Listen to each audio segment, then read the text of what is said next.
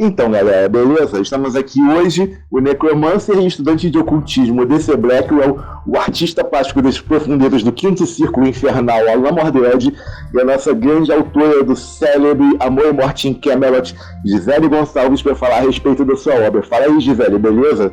E aí, beleza, galera? Tudo bem? Nossa, olha só como é que vai responder, ainda dá pra perceber que a garota é tímida. Hashtag sou ruim fazendo podcast. E aí, pessoal, como já diria Marcelo de Assis, vamos dar-lhe. Gaúchos entenderão. E só pra constar, isso tudo eu vou colocar na gravação, tá? Quem não gostar, depois reclama comigo. Você não vai botar tudo isso na gravação, não, tá? Não vai botar que eu disse que eu sou ruim fazendo podcast, no podcast. Pessoal, nada além da verdade, apenas a verdade por aqui. E o que dizer desta obra de época que já conheço bastante e admiro tanto, hein, pessoal? Galera, pra começar eu queria fazer uma pergunta. Gi, como é que se pronuncia o nome da Gwennathek? Porque é cheio de consoantes. Eu sinceramente não sei e acho que é uma dificuldade que muitas das pessoas que começam a ler não estão acostumadas com o nome devem ter para pronunciar. É Jennifer. O nome dela é Jennifer. Então, é realmente uma coisa bastante complicada, porque tudo que se sabe sobre o ciclo arturiano eu pesquiso nos livros, na Le Morte d'Arthur, por exemplo, de Thomas Malory, que é um livro do século XVI. Então, em todos os outros textos históricos, então fica bastante complicado, né? A gente não fala gaélico, eu não falo gaélico, eu não tenho acesso a esse tipo de conhecimento, né? Até porque eu sou péssima estudando línguas e principalmente a parte fonética das línguas. Então, na verdade, eu falo Gwenfat, né? Mas se alguém aí que tá escutando esse podcast sabe falar gaélico e quiser me corrigir, sinta-se bastante à vontade. Porque o conhecimento que a gente tem sobre o ciclo arturiano, ele vem todo escrito, né? Então, essa parte realmente da pronúncia fica complicada. Em geral, eu chamo ela de Gwenny para os íntimos, que daí fica mais fácil. É o apelido dela, inclusive no livro, o Mordred chama ela de Gwenny, então dá para facilitar, assim. Por isso que é bem difícil para uma brasileira ou qualquer brasileiro escrever sobre histórias que se passam em outro tempo e em outra época, que a gente não tem muito acesso até porque o gaélico de hoje pode não ser o gaélico do século V depois de Cristo. Então tem tudo isso para levar em conta, né? Olha, pra ser sincero, o meu único conhecimento de gaélico vem diretamente da série Outlander. E eu sei que lá eles pronunciam, por exemplo, Black Church, eles falam Black Kirk. Então eu presumo que o CH tem a som de C. Então eu diria que seria algo tipo Gwennathek. Eu acho, sei lá.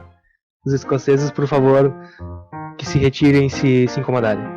Ele tá vendo Outlander porque ele fica amarrado numa cadeira na frente da TV. Mas ele tá adorando, né? Tô adorando, muito bom. Sim, não. Mas agora, fora de brincadeira, é uma parada, né?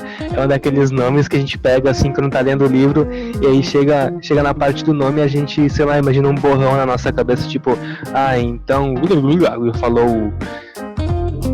O conhecimento de gaélico de vocês está melhor que o meu. O meu é por causa do Menina de Ouro, quando a personagem da Hilary Swank pergunta pro personagem do Clint Eastwood o que o nome dela quer dizer e eles só falam que é gaélico. Então, tipo, o meu conhecimento de gaélico é que existe o gaélico. Pô, essa Menina de Ouro, não vejam, tá? Esse filme destrói a capacidade de qualquer um de manter a pose de machão. Ainda bem que eu não tenho pose de machão pra manter, então pra mim tá de boas. Também tem outra coisa, né? Porque o gaélico que tava rolando ali era o gaélico do país de Gales, né? Então não é nem o escocês, pode ter diferença inclusive nisso, né? O gaélico do escocês e o gaélico do país de Gales, que é o mais aproximado ali do ciclo arturiano. Mas essa dificuldade de pronunciar o nome, ela me remete diretamente ao fato de que a gente não vê muito essa personagem no cinema, né? Eu pelo menos não me lembro de ter visto a Gwenny em algum filme. E assim, mesmo pesquisando nos livros e tal, é difícil de você achar uma referência. Por que você escolheu trabalhar um romance inteiro em cima de uma personagem que é, assim, por falta de termo melhor, tão obscura, tão pouco conhecida? Essa é uma boa pergunta. Então, eu escolhi trabalhar com a Gwen. Na verdade, no começo eu ia trabalhar com a Quelaag, que inclusive ela foi canonizada pela Igreja Católica, se não me engano. Mas eu decidi trabalhar com a Gwen por vários motivos. Um deles é exatamente pela origem obscura dela, pelo fato dela ser uma vilã tradicionalmente no ciclo arturiano, lá da Idade Média. E pelo fato dela não ser trabalhada hoje em dia de forma nenhuma. Então eu meio que simpatizei com ela, eu achei que ela criei esse laço com ela por ela ser esquecida e injustiçada. Eu queria ouvir a voz dela, queria ver o lado dela, de como as coisas aconteceram e por que ela acabou ficando do lado do Mordred em Camlann, que é a última batalha em que dá todas as merdas, né? Então, isso não é spoiler, porque literalmente tá no ciclo arturiano, tipo, tá em todo quanto é filme. Então. E também tem o fato de que Gwenfrey lembra Gwenfer, obviamente, né? Elas duas são os dois lados da mesma moeda. E Gwenfer, se não me engano, quer dizer um fantasma branco, alguma coisa assim. E fair em inglês também lembra muito a questão do cabelo loiro. Então não tem como imaginar a Gwenfer sem ser loira. E como eu queria construir uma personagem loira, Gwenfett parecia um bom nome pra esse tipo de aparência. Eu acho que já deu pra perceber, pessoal, que se você aí que está ouvindo esse podcast não conhece o ciclo arturiano, não conhece nenhuma história do Rei Arthur, duas coisas. Primeiro, onde você se enfiou durante os últimos 500 anos? Segundo, volte pra casa e vá assistir qualquer coisa agora que tem a Dama do Lago, tem Cursed, tem aquele filme ruim do Rei Arthur lá, e tem um monte de conteúdo sobre o Rei Arthur pra você assistir, pra você conhecer a origem dessa história maravilhosa, desse ciclo. Inclusive, Gisele, qual que é o significado de ciclo? O que é o ciclo em 10 palavras ou menos? Valendo! Essa é uma boa pergunta, né? O ciclo arturiano ele é muito especial do que qualquer outro mito ou qualquer outra história antiga, exatamente por ele ser um ciclo, que quer dizer, basicamente, quem conta um conto aumenta um ponto. O ciclo arturiano ele não tem começo nem fim. Claro, ele surgiu lá na época dos monges, quando eles começaram a narrar essas histórias sobre os bretões em guerra com os saxões, e o Arthur ele era tido como um líder de guerra. Não se mencionava nem se ele era um rei ou algo assim. Ele era chamado Dux Bellorum, que em latim seria duque de guerra, aquele que conduz a guerra. E conforme o tempo foi passando, todas essas mitologias foram sendo criadas ao redor desse nome, dessa figura, que não se sabe muito bem quem era, ou até mesmo onde viveu, ou se existiu. E começaram a acrescentar os cavaleiros, as damas, os romances, e eventualmente essa história acabou indo até para a França e até mesmo para Portugal, e conforme foi se avançando o tempo e conforme foi se avançando nos lugares, foi se acrescentando mais personagens e mais histórias para essa lenda. Então, literalmente, ciclo quer dizer uma história que sempre é acrescentada de alguma forma por alguém. Ali pelo século XVI, quando se acabou o romance de cavalaria, não se tinha mais aqueles ideais de cavaleiro que se tinha nos séculos anteriores, na Idade Média. A coisa começou a ficar um pouco mais complicada porque as pessoas não se interessavam mais por histórias dos cavaleiros do Rei Arthur. O Rei Arthur só voltou à voga na história no século XIX, quando, por causa do nacionalismo, com esse ideal que estava nascendo naquela época de nação, as pessoas começaram a resgatar suas origens, e com isso se resgatou o Rei Arthur, né, como uma forma folclórica, cultural da Bretanha.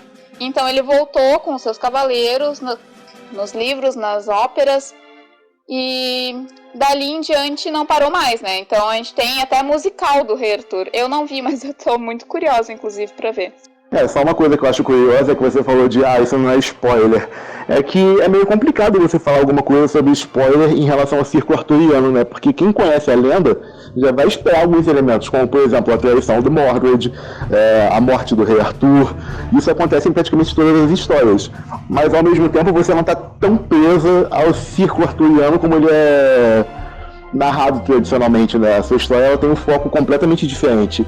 Definitivamente, na verdade, eu me considero como parte do ciclo arturiano exatamente pelo conceito de ciclo que eu falei. Eu tô acrescentando um ponto onde não tinha, porque a gente nunca viu, pelo menos eu nunca vi, uma história que envolvesse Rei Arthur e envolvesse demônios e anjos. Então, eu tô acrescentando um ponto nessa história, de alguma forma. E todas as inovações que eu faço no ciclo, tanto na questão da mitologia quanto na questão do desenvolvimento dos personagens, na verdade eu tiro muito base naquilo que já existe. Por exemplo, o Meleagrant, ele rapta a Gwenfer e o Lancelot resgata ela. E eu transferi essa história para Gwenfer, fazendo com que o Mordred salvasse ela. Na verdade eu não sei se eu posso falar isso, porque eu acho que isso é um spoiler. Pra quem joga RPG, por exemplo, o ciclo é mais ou menos, não é exatamente isso, mas é mais ou menos o que rola com o Senhor dos Anéis e todas as coisas que surgiram depois do Senhor dos Anéis usando os mesmos elementos. A gente tem, por exemplo, vários sistemas de D&D, por exemplo, vários cenários em que a gente tem as mesmas criaturas. A gente tem orcs, elfos, anões, hobbits e todos eles seguindo os mesmos preceitos dos originais lá do Tolkien. Então é mais ou menos isso, né? Em resumo, cada conto aumenta um ponto. Eu acho que é ainda mais louco do que isso, porque, por exemplo, saiu um filme em 2008, se não me engano, Tristão e Isolda. Tristão e Isolda são personagens do ciclo arturiano, só que nesse filme não se menciona em nenhum momento ou o Rei Arthur mesmo, ou o Lancelot, ou o Guinevere, não se menciona absolutamente ninguém dos mais famosinhos ali do clubinho dos populares. E ainda assim é um filme que se encaixa no ciclo arturiano. É muito doido isso, é um universo muito vasto. Até sobre isso tem uma coisa que eu acho bem curiosa, né? Porque, como você disse, cada autor ele vai acrescentar a sua visão, a sua perspectiva, novos elementos. E a gente já teve a Marion Weimer Brandley, que ela trouxe mais a perspectiva feminina e focou bastante no paganismo. Então tem toda aquela tradição mística que remete muito à Wicca, e originalmente a história do Rei Arthur, até onde eu sei, né? Me corrija se estiver errado, por favor, senhorita historiadora e escritora, é uma história cristã.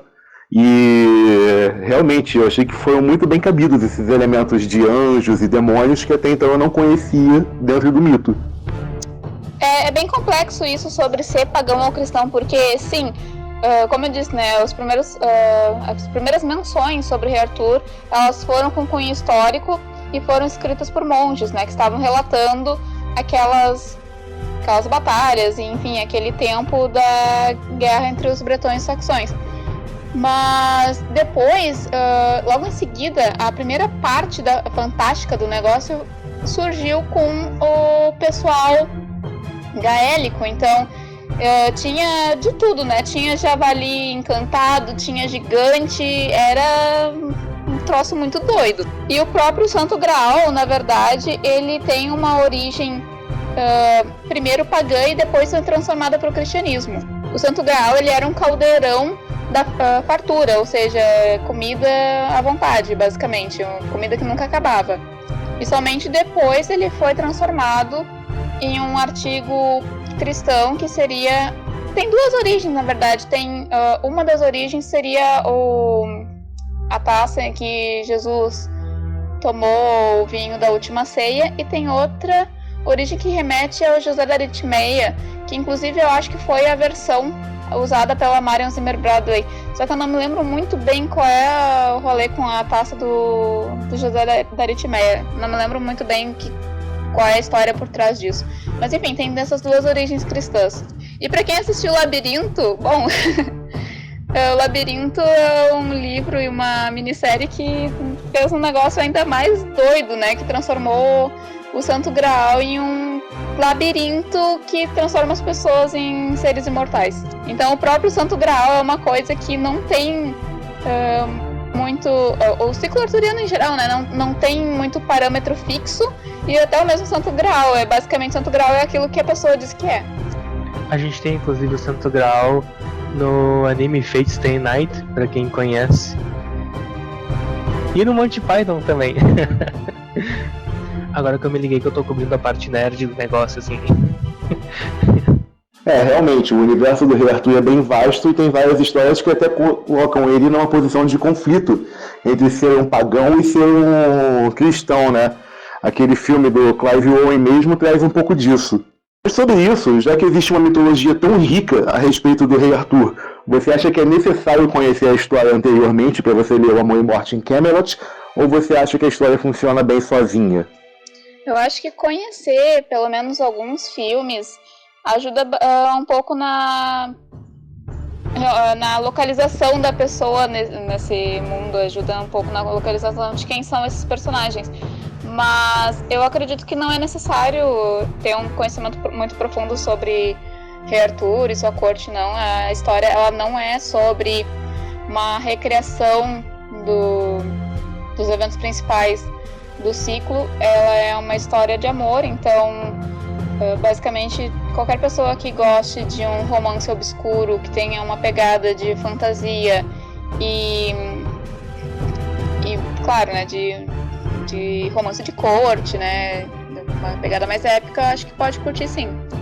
Pois é, era isso que eu ia trazer, até inclusive queria fazer essa pergunta. A gente sabe que Amor e Morte em Camelot tem amor, tem morte, se passa em Camelot, mas sobre o que é a história, qual que é a essência dela, o que te motivou a escrever? O que você quer passar para as pessoas com essa história? Ou até para si mesmo, como é que é essa relação com a criação dessa obra? É muito irônico isso, porque apesar de eu ser uma historiadora e ter feito toda uma pesquisa em relação à literatura arturiana através dos séculos, na verdade, a minha escrita de Amor e Morte em Camelot não tem nada a ver com o meu lado historiadora. Eu não estou querendo retratar um mito exatamente como a sua origem, mas Amor e Morte em Camelot para mim é muito mais emocional, é sobre os sentimentos que eu tive, os sentimentos que eu tenho e a construção desses sentimentos através de personagens e de um mundo fantástico. Aliás, uma dica assim, Amor e Morte em Camelot, apesar de ela ter fantasia, apesar de ter uma questão mitológica ali e seres sobrenaturais, na verdade o foco não é esse. Então eu já ouvi alguns comentários de pessoas dizendo: nossa, mas a magia não tá muito presente nesse mundo, basicamente não temos magos com raios saindo dos dedos, né? Aquele Merlin mais dos anos 80, assim. Na verdade, Amor e Morte em Camelot tem magia, mas o foco não é esse. Então a magia ela é bem sublime, não é a palavra, como é que eu posso dizer? Uma forma bastante sutil. Ela aparece de uma forma muito sutil e muito nas entrelinhas. A gente sabe que tem sempre aquele pessoal que olha pro livro de romance e diz assim: mas não tem ação neste livro de romance. Oh, que impressionante, não é mesmo? Ação até não vai ter muito mesmo não, né? Mas, assim, até tem alguma coisa, mas também bastante sutil, como o foco não é esse, e as cenas de batalhas ou duelos, elas acontecem mais no plano emocional, inclusive ali, né? Não tem muita descrição sobre os golpes que eles estão dando, mas sim da emoção que está acontecendo naquele momento. Eu tô aqui fazendo pergunta fingindo que não li, mas eu li o livro todo, tá? Mais de uma vez, e realmente uma das coisas que é mais impressionante sobre a história, sobre a narrativa, é essa maneira de contar a história através dos sentimentos, né? Diferentes de caras como o Conan Doyle, por exemplo, ou até o King, que escrevem descrevendo bastante as ações. Esse é um livro que ele pega muito mais no emocional, né? Ele fala muito mais com o coração do que de uma forma cinemática, por assim dizer, né? Que é muito comum hoje nos livros de agora ter uma estrutura bem mais visual. Isso é uma coisa que eu posso dizer como alguém que está acostumado a ler histórias, a assistir filmes, que gosta desse ciclo arturiano de forma geral, que uma das coisas que eu mais gostei em Amor e Morte em Camelot é exatamente isso. Você falou que é legal conhecer e tudo mais, e eu concordo. Eu acho que qualquer conhecimento prévio, quando você lê uma obra, ele te ajuda a compreender. Mas ele não está preso ao ciclo. É uma história que funciona muito bem. E assim, eu acho que é muito legal você ver uma obra com tantas características próprias, porque, por exemplo, a magia não é tanto aquele ex machina que, tipo, resolve todas as situações usando magia. Tudo se resolve com magia. Chega uma hora que fica até previsível. Vai aparecer tal personagem com um poder mágico e vai resolver aquele conflito. E assim, uma coisa que o Blackwell falou que eu achei bem interessante. Vai ter amor, vai ter morte e vai ser em Camelot. Quando eu comecei a ler, eu fiquei com aquela sensação de, nossa, tô demorando pra morrer alguém, né? Aí no decorrer da história, eu fui pensando, tipo, cara, ainda bem que não morreu ninguém. Eu comecei a criar apego com os personagens. Eu não queria ver nenhum deles morto. Então essa construção, ela foi bem gradual, ela foi bem emotiva, ela foi bem de você criar vínculos, de você se envolver com a trama. E quando começa a morrer gente, você fica tipo, cara, por quê? Por quê? Não! E isso é o que eu achei mais legal. Quando eu comecei a ler, eu tive aquela sensação de, beleza, eu tô lendo mais uma história do Rei Arthur, eu vou gostar, vai ter cavaleiro, matando cavaleiro com espada, e vai ter Lancelot e Guinevere, vai ter tudo aquilo que eu já vi de outras histórias contadas de outra forma.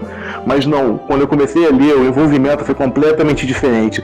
Foi um universo completamente particular. E deu pra você sentir realmente que o mundo arturiano é o plano de fundo para a história dos dois personagens principais, a Gwen e o Mordred. Porque assim, o que a gente costuma ver são histórias sobre Camelot, onde tem pessoas que amam, tem pessoas que morrem, mas você tem se preocupando com Camelot, e não com quem tá amando e com quem tá morrendo. E Amor e Morte em Camelot, não, ele justifica o título. Tipo, Camelot é o palco onde acontece o amor e a morte. Tem um momento do livro, que eu não vou comentar qual é, que vai ter sim, na verdade, uma forte presença mágica, né? Para além dos demônios, que os demônios... O demônio e sua esposa estão constantemente no livro, mas assim, em termos de magia mesmo, de um mago fazer uma magia, vai ter sim, a explicação vai vir no segundo livro. No primeiro livro a pessoa pode ficar um pouco perdida, mas a explicação vem no segundo livro. Mas ainda assim eu me baseei no mito e no tipo de magia que já existia, né? Eu gosto muito, na verdade, de histórias em que a magia ela é sutil e que ela é crível, que tu consegue pensar, tipo, nossa, isso realmente poderia acontecer no nosso mundo, isso realmente poderia existir de alguma forma. As Brumas de Avalon eu considero assim. As Brumas de Avalon têm uma forma de construção de magia que é muito crível. E quando eu era adolescente eu queria ir pra Glastonbury e abrir as Brumas de Avalon, inclusive, né? Porque eu jurava que ia dar certo o negócio. Nesse sentido, eu até me sinto um pouco sozinha, sabe? Porque eu procuro outras histórias que tenham a mesma vibe, mas é como tu falou, né? Não se tem histórias sobre Camelot que foquem no lado romance e na fantasia ao mesmo tempo. Tu só pode ter um dos três. Ou tu tem uma história épica de amor, ou até pode ter fantasia, né, muitas vezes, ou tu tem uma história sobre Camelot, ou tu tem uma história com uma pegada mais sombria que envolve demônios. Não tem os três, ninguém pegou e botou esses elementos no liquidificador e fez um livro. Então eu fico procurando outras obras até para inspiração, para o segundo livro, para o terceiro, para ter mais uma base, e eu não acho. E até se alguém tiver uma dica aí, podem me passar, porque eu sou louca pra achar alguma coisa nessa vibe. Cara, vou te dizer que eu nunca fiquei tão feliz na minha vida quando eu peguei esse livro sobre o ciclo arturiano, sobre Camelot, sobre todas essas coisas, e eu não encontrei aquele clichêzão que todo mundo faz da espada na pedra, do rei digno, vai lá e pega espada e olha só como ele é bravo agora, como ele é um cara incrível, meu Deus, e essa é a história, sabe? Eu fiquei muito feliz de não ver isso, porque esse clichê do Rei Arthur, ele é uma coisa que ele tomou conta das mídias de um jeito que, olha, por exemplo, só fazendo um pequeno parênteses, olha o filme do Aquaman, o que é? Ele é basicamente a história do Rei Arthur. O cara vai lá, ele é descendente da realeza que comanda o negócio, mas ele não sabe. E daí ele é todo humildão, até que ele vai lá, dizem pra ele que ele tem o negócio, só que ele precisa comprovar isso. Ele faz o quê? Tira o tridente do trono, que tava preso lá, porque só quem é de sangue nobre pode tirar. É a mesma coisa, é a mesma história do Rei Arthur de sempre. E eu gosto de Amor e Morte em Camelot por causa disso, porque é uma história que, mesmo que o romance seja uma das coisas que eu menos costumo ler, uma das coisas que eu menos costumo ler, me impressionou muito e me fez adorar esse livro.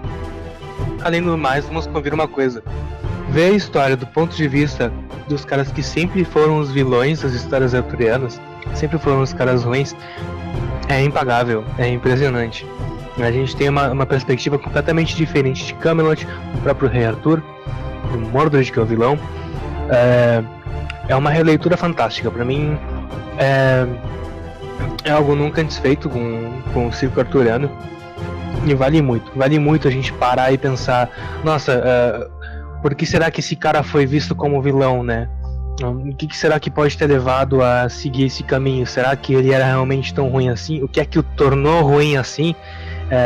Acho isso legal também, da Amor e Morte em Camelot. A espada na pedra é uma coisa tão universal já, que se tu parar pra prestar atenção, tem até em Xena, tem até em Legacy, umas séries nada a ver assim, tipo, que não são sobre o ciclo arturiano. Os caras vão lá e põem espada na pedra. Já virou quase obrigação de série que envolva fantasia de alguma forma ter a espada na pedra, mesmo que não tenha o Rei Arthur. O Aquaman se chama Arthur. Pra começar aí, é um Arthur tirando o tridente da pedra. Basicamente, o Aquaman é o Arthur depois que ele trocou o facão pelo garfo de churrasco. Pra mim, o Aquaman é uma mistura de ciclo arturiano com a Pequena Sereia. Meu Deus do céu, eu vou rir disso pelos próximos 3 dias. Como é que faz agora pra ver o Jason Momoa e não começar a cantar?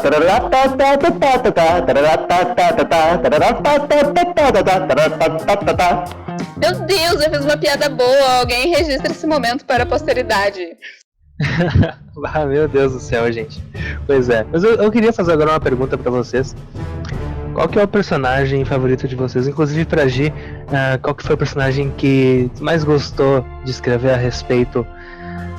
Eu sei que o meu favorito é o Aqualon.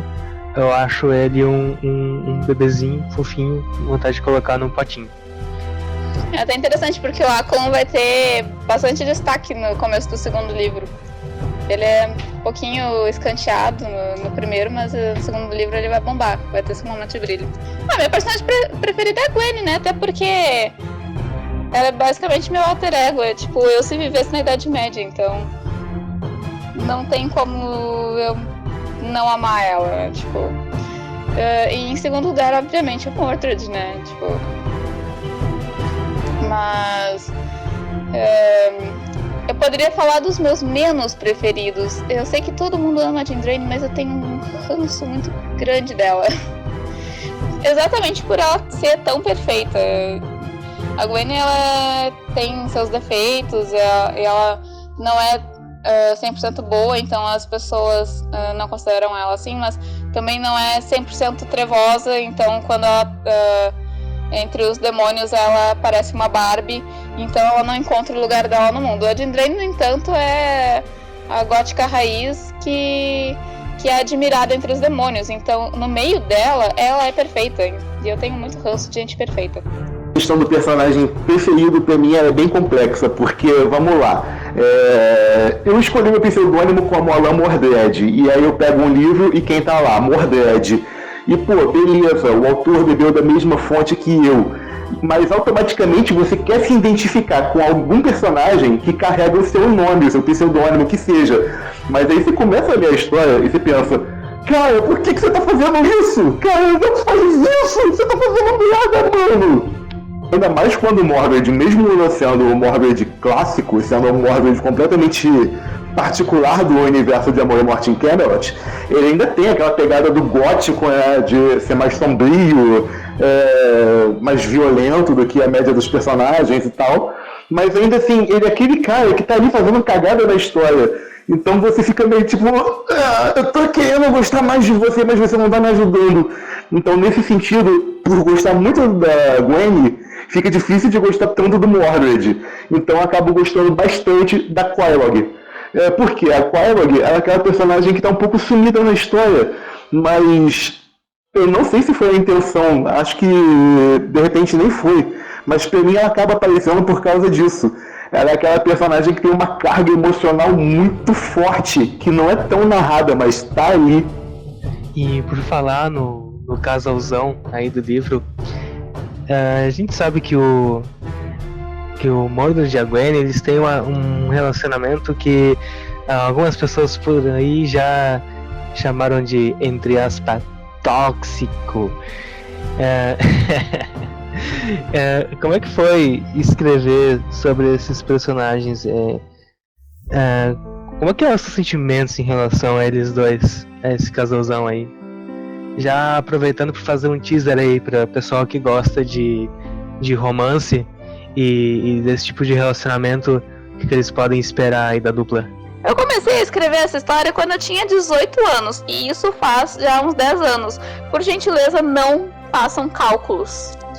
A questão é que eu sempre gostei de casais que o conflito fosse interno e não externo. Eu nunca gostei do casal fofinho em que alguma coisa externa, como uma ameaça ou questões sociais ou questões assim, fosse o motivo para separar essas pessoas e eles ficassem, pelo amor de Deus, nós nos amamos tanto e somos perfeitos um ao outro, mas tem esse vilão querendo nos separar. Não, isso pra mim não funciona. Então, eu já falei do casal que eu não gosto, que eu não shippo em qualquer série, livro ou filme que exista por aí. Agora eu vou falar do casal que eu shippo, que é o casal com conflito interno, que é aquele casal que, por exemplo, a moça não quer amar aquele cara e o conflito consome ela. Então ela tem essa entrega emocional tão forte exatamente porque ela não deveria ter essa entrega. E isso pra mim faz com que eu acredite muito mais no casal, em qualquer casal que seja, né? E é por isso que os conflitos da Gwen e do Mordred são internos. Eu gostava de chamar esse tipo de casal, esse tipo de interação de amor infernal, né? Quando eu era adolescente, eu gostava de shippar os amores infernais, em que eles estão sempre em conflito, mas a atração é tão forte, tão profunda, que não conseguem escapar disso. E pra mim isso é tão profundo e toca muito, exatamente por causa desses conflitos, né? Então a gente tem vários casais semelhantes, né, na TV, nas séries, nos filmes, que eu sou completamente apaixonada, né? Como Daemon e Helena em The Vampire Diaries, Lucrezia Borgia e Cesare Borgia, inclusive, né, incesto aí. Fazer o quê, né? Eu tentei não shippar, mas assim como a Lucrezia não consegue se afastar do Cesare, eu também não consigo não shippar. E é nessa pegada que eu fiz o casal, nessa inspiração. Eu não chamaria o Mordred tóxico, porque essas palavras contemporâneas utilizadas com frequência, não sou muito chegada em usar essas palavras, mas eu diria que ele é um cara com muitos conflitos internos, muitos medos. Ele tem muito medo. Ele tem medo de machucar a Gwen, ele tem medo de se aproximar dela. Então eu quis focar bastante nisso, né? Na questão do medo que ele tem. E isso acaba fazendo que ele faça mal a ela. Porque se ele não tivesse medos e simplesmente enfim, tivesse um relacionamento com ela, nada daquilo teria acontecido. Pra mim esse casal, ele é um dos casais mais góticos que eu já vi, no sentido de que Pra eles é como uma espécie de vício estar um com o outro, uma coisa que eles não conseguem resistir, que a própria alma deles precisam do outro, mesmo sabendo todos os danos que isso vai causar, sabendo que as coisas não vão dar certo pra eles, sabendo que estando juntos só vai dar mais problema, mas eles precisam daquilo. Parece que eles não vão conseguir ser completos ou seguir adiante na vida deles se eles não tiverem o outro. Eu acho isso uma coisa muito legal, muito incrível na história. E especialmente o Mordred também, que é um cara repleto de demônios internos, repleto de problemas e de vícios e de vazios que ele parece tentar preencher o tempo todo. E é um personagem extremamente complexo, é uma relação muito complexa. Eu gosto bastante do desenvolvimento dessa relação. A IMAC foi feito. A IMAC é que nem GOT é Game of Thrones, né? Pra quem ainda não tá familiarizado com o termo.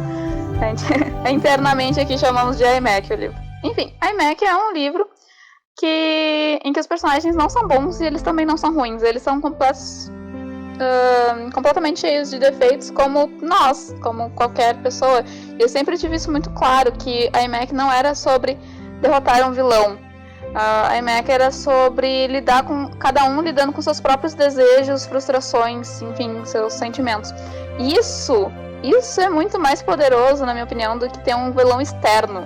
É por isso que tu não vai encontrar o mocinho, bonzinho, protetor, a la Outlander. Desculpa, fãs de Outlander, eu também gosto muito da série, mas o Jaime Fraser não existe. Então o que nós temos em IMAX são pessoas completamente reais, que tu pode encontrar no dia a dia, na vida, e que nós somos essas pessoas. Em geral, as pessoas gostam de ver nas séries aquilo que elas gostariam de ser, mas eu apresento no livro aquilo que nós somos. A IMAC é basicamente um mundo em que os sentimentos são extravasados de uma forma hiperbólica. Então, é como se até mesmo a magia dentro da narrativa botasse uma lupa nas emoções dos personagens, nos seus conflitos internos. E é isso que move a trama a todo momento. Pois é, essa questão do personagem tóxico. Eu acho sim que é um personagem extremamente tóxico, porque vamos lá, algumas pessoas podem dar isso como não é legal ser assim, mas nem todos os personagens estão ali para ser um exemplo de moralidade, muito ao contrário. É que nem você assistir ficar pensando, nossa, mas esse vilão tá matando as pessoas por quê? Cara, porque ele é o vilão, ele tá aí pra cumprir esse papel. Até porque não faria muito sentido ter Mordred, que é um cara que tradicionalmente vai ferrar com tudo, né? Camelot, Avalon e tudo que se conhecia desse mundo, ser uma flor de pessoa, né? Também tem isso. Não condiz. Isso que eu achei que você foi, assim, genial. Isso falando como alguém que identifica com o personagem Mordred dentro do ciclo arturiano, que gosta de personagens vilanescos em geral, né? Aquele cara que, foi adolescente que gostava do Jason e do Freddy Krueger, a criancinha que assistiu o Massacre da Serra Elétrica com 7 anos de idade, e mesmo assim eu olho pro Mordred e penso, por quê? Isso porque, poxa, ele conseguiu me tocar enquanto um personagem complexo, um personagem com camadas, um personagem que você quer gostar, mas ele é cheio de defeitos, e você tem que aceitar que ele tá ali, ele realmente sente aquilo pela Gwen, mas eu até comparei ele com um toxicômano. Ele tem um apego aos vícios, às paixões desenfreadas. Ele me lembra bastante o Ratcliffe, do Morro dos Ventos Vivantes. Ele é um personagem selvagem que tem um ímpeto desenfreado, com a diferença que enquanto o Ratcliffe está tão preso a esse orgulho, o Mordred está em conflito por causa dele. Ele tenta refrear esses ímpetos e sempre fica meio perdido, porque longe da Gwen, ele não tem por que ser uma boa pessoa. Perto dela, ele vai fazer mal para ela, mesmo que ele seja uma pessoa boa, então ele se afasta. E isso provoca um conflito constante. Eu consigo até entender algumas pessoas que acham que o desenvolvimento da história é lento, porque elas estão sempre pensando no plano exterior. Mas se você consegue olhar internamente os personagens, viver o conflito deles, você percebe como essa história é cheia de revoluções constantes. Como o tempo todo a Gwen e o Mordred, eles se aproximam, se afastam, discutem, se envolvem, a história está sempre mudando. Assim, Gisele, nós que estamos aqui 100% no improviso, sem decorar nem ler nada. Você se inspirou em algum lugar para criar os personagens de Marco Antônio e Cleópatra? A questão do Marco Antônio e da Cleópatra, bom, eu sempre fui fascinada por tudo quanto é filme épico, tudo quanto é série épica que eu pudesse pôr as mãos. Tipo, ever, qualquer uma mesmo. E eu tinha, então, algum conhecimento de alguns filmes e séries que eu amava em relação a Cleópatra e toda aquela função, né? Júlio César, Marco Antônio e tal. Com certeza, a Cleópatra em si, eu gosto muito da Elizabeth Taylor, quando ela fez o filme em 1965, se não me engano. Então, ela foi uma grande inspiração para fazer a Gwen ser a Cleópatra em outra vida, né? Tipo, aquele tipo de personagem, eu acho que, apesar de ser, de certa forma, diferente da Gwen, eu acho que é uma personalidade que combina muito com ela. Eu acho que exatamente o fato dela ser mais insegura do que nós imaginamos a Cleópatra, do que nós vemos ela em filmes e séries, é exatamente pelo fato de que ela não tá no ambiente dela. Ela tá num ambiente frio, com castelos úmidos, gelados, cinzentos, enquanto que a alma dela pertence ao Egito, ao dourado das areias e as roupas exuberantes e joias. Então, eu acho que a minha construção de Gwen diz muito a respeito disso, né? Fazer como se a Cleópatra da Elizabeth Taylor tivesse num ambiente que não é o dela. O Marco Antônio, no entanto, pra mim é 100% o Marco Antônio de Roma, que é uma série da HBO. Foi a primeira série que eu saiba que a HBO fez com uma pegada épica, sangue e sexo. Pra quem só conhece Game of Thrones, por gentileza, assistam Roma, porque, na minha humilde opinião, é 10 mil vezes melhor. Ele é um cara bêbado que gosta de dormir com mulheres, que gosta de bater nas pessoas. E ele vive pelos prazeres. Não é exatamente um líder político, ele é um líder de batalha, ele é muito amado pelo seu exército como tal, mas ele nunca desejou ser algo além disso, né? Ele sempre quis ser o cara que liderava o pessoal pra batalha e batia nos caras. E a questão do Marco Antônio também, do Mordred como Marco Antônio, é bem interessante, porque o Mordred tem essa característica de gostar de bebida e prazeres mundanos. Como ele não está num período de guerra, né, nessa época que se passa Amor e Morte em Camelot, não tem a questão da belicosidade, ela só é expressa através das justas, né, que foram feitas exatamente para manter os cavaleiros apaziguados ali, os caras que queriam bater nos outros. Tá, então, vocês querem bater uns nos outros, então vamos fazer umas justas aqui de vez em quando pra rolar esse negócio aí que vocês querem. Então o lado belicoso do Mordred só expressa esses momentos, mas ele também tem uma questão que ele se rende muito facilmente ao amor de uma mulher, assim como o Marco Antônio. Para quem conhece, né, o Marco Antônio ele se relaciona com duas mulheres, a Átia e a Cleópatra, né, na série Roma. E as duas são bastante, como é que eu vou dizer, personalidades muito fortes, né? E ele se envolve completamente com essas mulheres, mesmo que, se abandonando essas emoções e não fazendo questão nenhuma de reverter essa situação. E eu acho que o Mordred tem muito disso, né? Ele se entrega aos sentimentos e não tá nem aí se... qual é a situação, o que isso implica. Ele simplesmente vai lá e se entrega realmente. E pra dar uma encerrada aqui, um fechamento nessa nossa reunião aqui, queria perguntar pra Gisele onde que a gente pode encontrar ela, que outros trabalhos ela tem por aí, onde a gente pode ver essas outras coisas que ela produziu. Conte pra gente, Gisele. Então, o trabalho ele tá sendo vendido no Instagram, o Amor e Morte em Camelot. Lá vocês podem entrar no direct comigo ali, falar comigo. O livro ele é R$30, Mas, gente, ele tem 400 páginas, todas elas muito bem decoradas.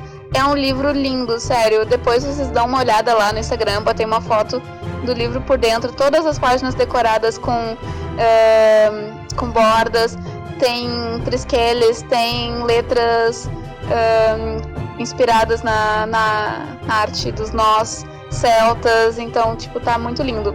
R$30 mais o frete. Daí vocês entram lá em contato comigo no direct que tá tudo certo. A gente combina a forma de pagamento. É Gisele Álvares, o meu Instagram. Ou também tem no meu site a venda pelo PagSeguro. Daí o frete ele sai mais caro, né? Porque o PagSeguro ele não aceita formas mais baratas de frete, a não ser o PAC, não sei falar. Enfim, mas aí vocês entram em contato comigo lá, que daí a gente faz um frete mais saudável. Em termos de outros trabalhos, eu também tenho resenhas semanais no site No Escurinho Cinema, que é um site de fã pra fã. São resenhas de séries, filmes, todas as questões audiovisuais, né? E atualmente eu tô resenhando os novos capítulos de Legacies, que é uma série que é derivada de The Vampire Diaries e de The Originals, e também de Zoe's Extraordinary Playlist. Eu não me lembro como é que ficou em português, a playlist extraordinária de Zoe, eu não me lembro, mas tem no Globoplay. Eu tenho problema com cacofonias, gente. Então, se vocês procurarem lá, vocês vão achar. É uma baita de uma série também. É uma série musical. E eu tô resenhando ela tá na 2ª temporada agora. E, tirando isso, resenho em geral séries épicas, filmes épicos por lá. Então, já tem grande conteúdo, inclusive feito por mim, né? Tem também outros autores lá. Então, dá uma olhadinha lá. Quem gosta de épicos certamente vai achar muita coisa interessante por lá. De filmes conhecidos e alguns nem tanto, né? Algumas coisas que vocês podem podem descobrir, né? E dar uma maratonada, né? Então eu acho que a gente vai encerrando por aqui. Eu vou deixar um beijo e um queijo pra vocês, como eu sempre deixo nas minhas resenhas. Eu sou um pouco tímida, né? Então começo de conversas, final de conversa, meio complicado pra mim, mas eu espero que vocês tenham gostado. Eu certamente adorei estar aqui conversando com vocês. Me procurem lá no Instagram, qualquer dúvida, se quiserem bater um papo, a gente puxa uma xícara de chá e começa a conversar também. Eu tô aqui para conversar com todo mundo, né, que queira interagir com todo mundo. Se vocês quiserem também pedir alguma série específica, algum filme que tenha a vibe épica, né, que é a que eu trabalho, também a gente pode fazer, né, lá no Escurinho Cinema. E é isso. Até a próxima, galera. Muito obrigado, então, para quem participou, para quem ficou aí até o final. Um grande abraço e até a próxima.